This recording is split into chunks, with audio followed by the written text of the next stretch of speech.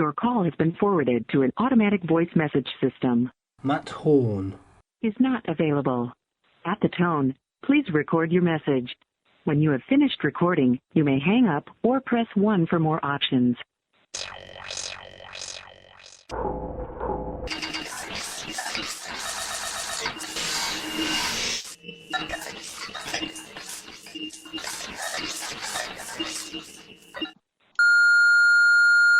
Hey Matt, it's Ryan Jeric. I was just seeing if you were interested in watching this movie with me, man. It's called Gufors. It's a PG comedy. It's really funny.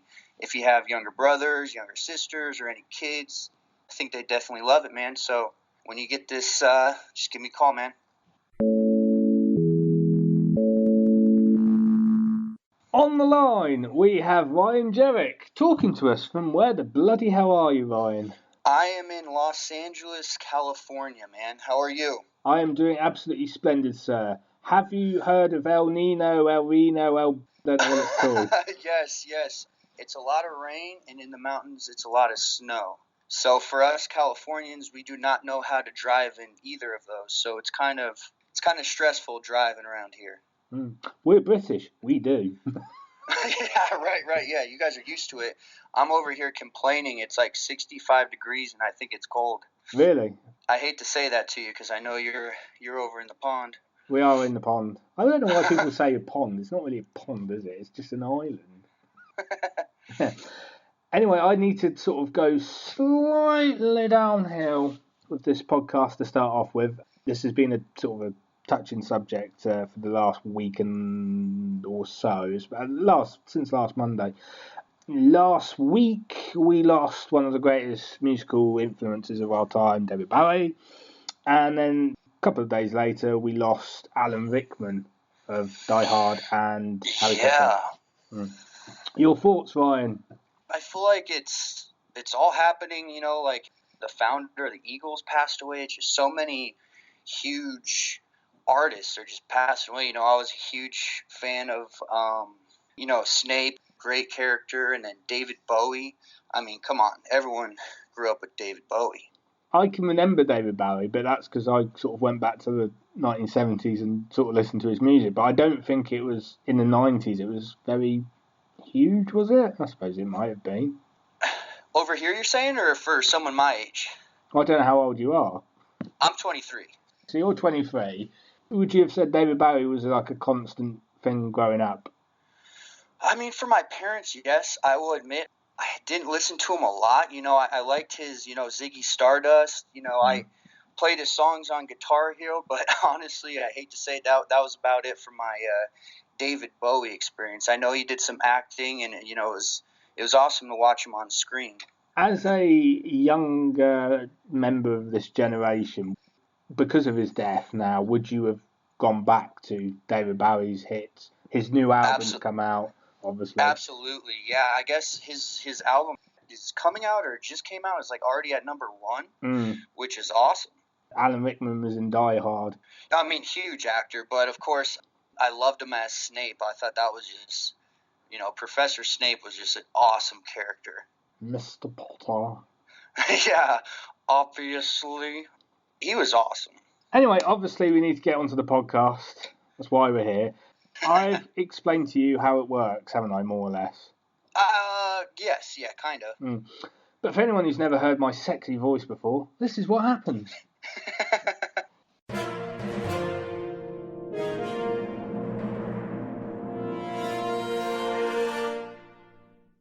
Hello, and welcome to Matt Horn Meets. I am a computer, the Hawk 1000. I am here to tell you how the podcast works. Throughout the interview, both Matt and the interviewee will be selecting objects for use in the final part of the podcast, where the interviewee will be pitching a film idea.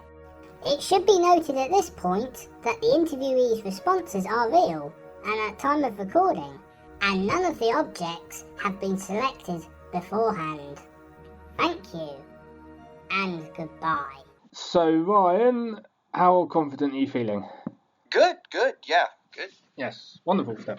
So, first object has to have something to do, obviously, with your new project, Gufors. Yes. So what do you think would be a good object? Object. Let's see here. A UFO, like a spaceship. A spaceship. Spaceship. So yes, obviously, we should talk about Gufors. Yes, Gufors. Very, very excited about it. Easy question to start us off.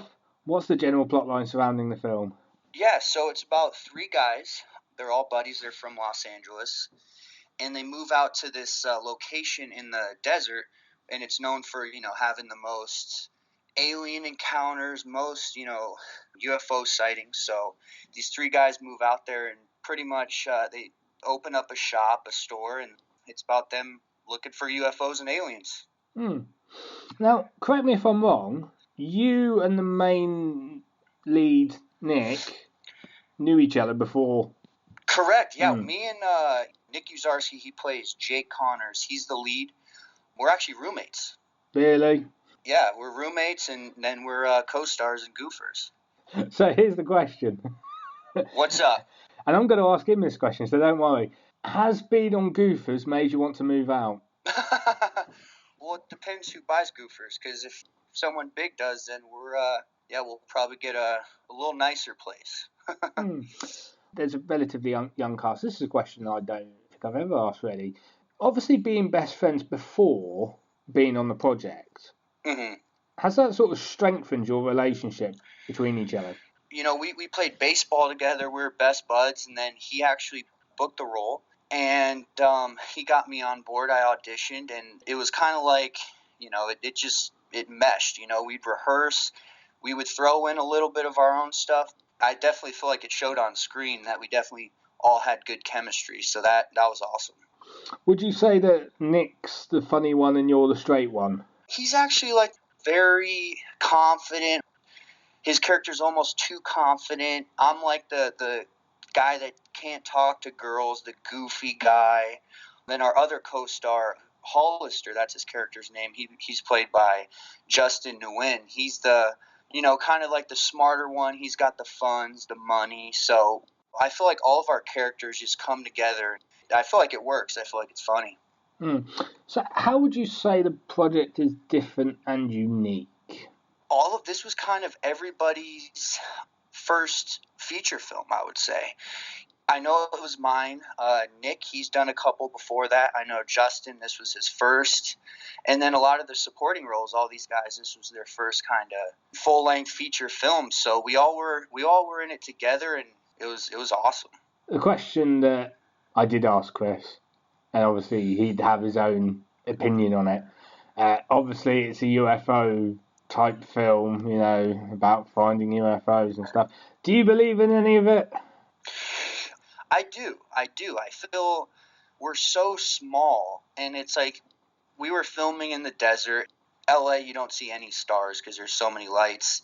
We'd be filming at night, and you'd look up, and it was like, we are so small. There's got to be something, But I'm not the type to go all into the UFO research. I guess that's not really my cup of tea, but I definitely think there's aliens and UFOs. And what about Roswell? Have you watched Making a Murderer? No. It kind of proved that they definitely can cover up some things. How the government kind of covered it up. It's crazy. And you can get shot for it as well. Yeah, that's no good. Are there any funny anecdotes you can share about the production of the film? Let's see. Funny moments. It was so much fun. It never felt like work on set. The creator, Fred Paskowitz, he wrote it, directed it. We always had a great time. We'd always just goof off in the hotel, and it was a great time. I'm trying to think of funny moments in particular. Did you look up in the sky and think, it's a frisbee? Yeah, exactly. I do what I do in the movie poster all the time. Like, I'll get up and just go outside and just point at the sky. I'm not sure about a particular moment. Apart from the car. Right, yeah, that was Chris. He had a rough day, but he was awesome. And then our buddy Eric, he did great. It was kind of like we all knew each other. And It's fun. Actually, mentioning them two, because we did have a little chat about this. We were saying how it was kind of like Jay and Silent Bob. As far as Chris Muckey and Eric Schroeder, those two characters, Yes. they were awesome. They're in a really funny scene, and yeah, every time, they're on screen, it's just hilarious. And also, they're kind of like the two guys from Dude, Where's My Car? Like the stoner bashing time, like those two like egotistical just meatheads. It's funny. Well, Ryan, it's time for your second object. Second object, okay. But you can't choose it. Dun, dun, dun, because I get to choose it. Oh, you do? I know, fantastic. It's a 5x5, signed, yes, signed, so you can actually have a look with Chris, and he's got one as well. Signed photo of myself. Ooh. That's the second object? Yes, it is. Perfect. That's all you need in life is a Matt Horn autographed poster. Perfect. People just throw darts at it. It's quite amusing. Sweet. So, okay, that's the second one. So the question that goes with it is, what made you want to get into acting in the first place?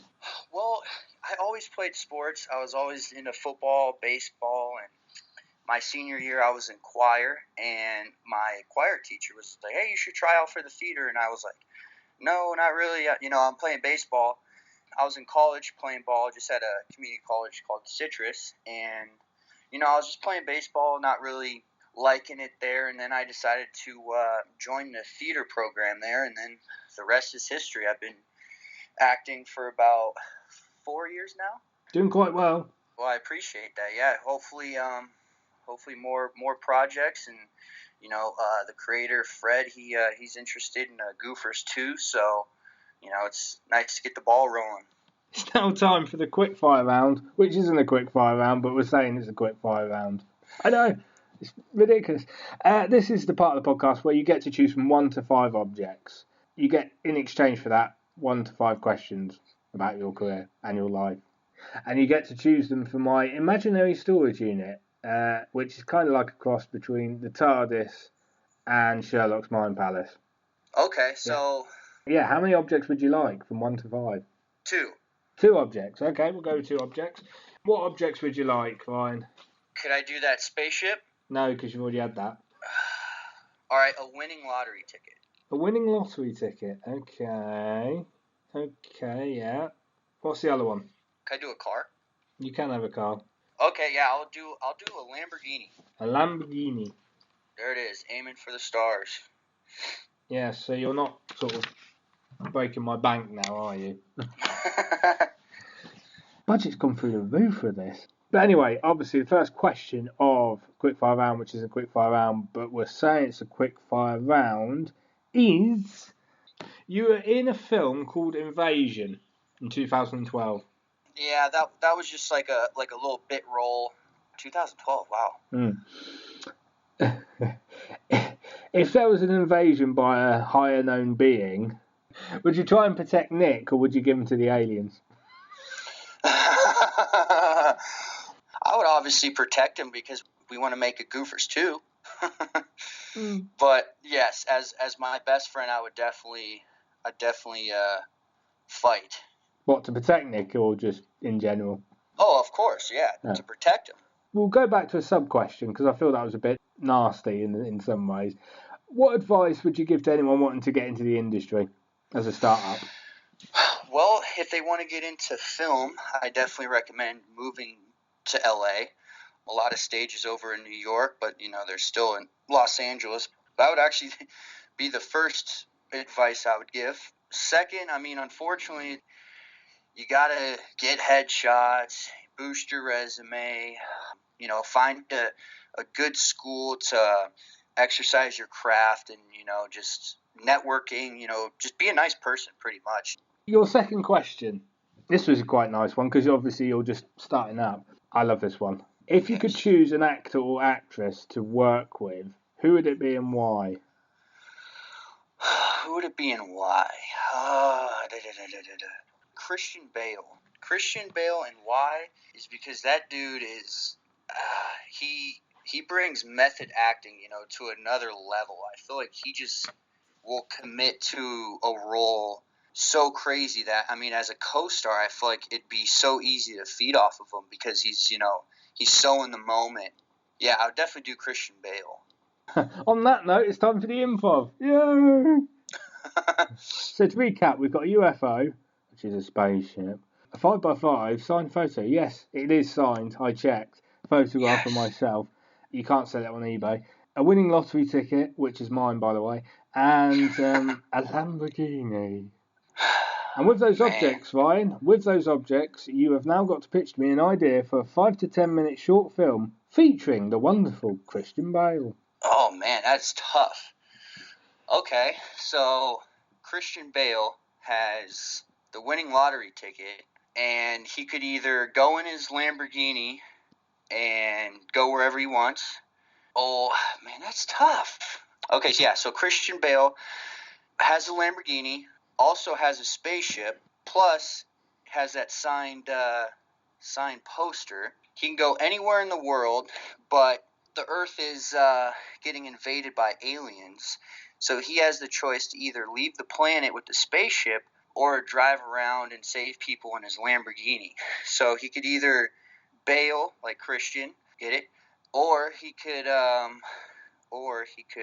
save and fight the aliens with his Lamborghini and awesome signed poster by Matt Horn. He's not Batman, you know. Actually, no, wait, he is, isn't he?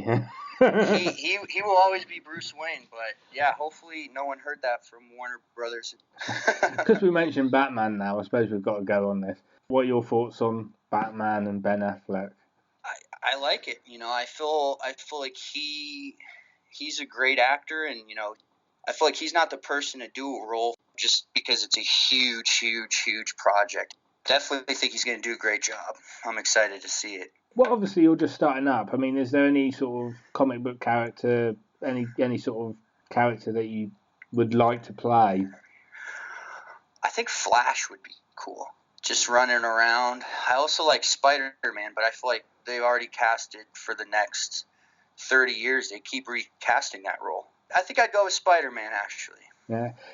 You don't want to be flashing about in a neighborhood, Ryan. It might get you stopped by the cops. Yeah, exactly. Yeah, right? But you want Spider-Man, do you? Yeah, Spider-Man's awesome. Which is better, Tobey Maguire or the other man? Andrew, I think Garfield, I forget. I mean, I feel like they're completely different films, the way they were shot and, the story. The newer ones, like The Amazing Spider-Man. I have to go with my boy Tobey Maguire. I thought he did great. It always seems to go back to Tobey Maguire. Yeah. I'm a creature of habit, and that's the first Spider-Man that I knew about, so I'm going to have to stick with him.